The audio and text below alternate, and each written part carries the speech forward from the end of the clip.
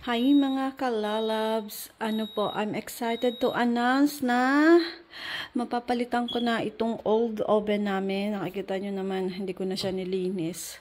So yan, yehey, mapapalitan na po natin yan. Ang brand po nito is yan, Chef, yung something like that.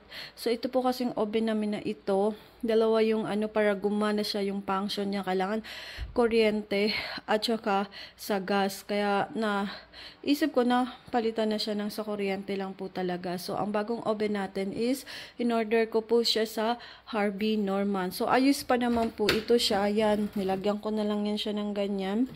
Yan, kutsilyo dyan. Ayos pa ito siya, pero dahil nga sa dalawa yung kailangan kong pagsaksakan yan para magamit ko, so palitan na lang po natin siya. So parang, awan ko ano ba yung brand na in-order ko sa Harvey Norman. So, i-deliver din po iyon today. So, yehey, excited na po ako kasi makakapag-bake na kami ulit ng cake. Yehey!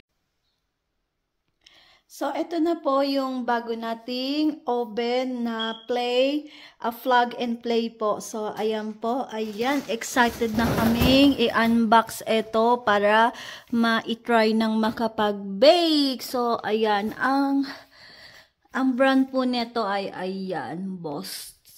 Something Boss. So, ayan siya. Yehey!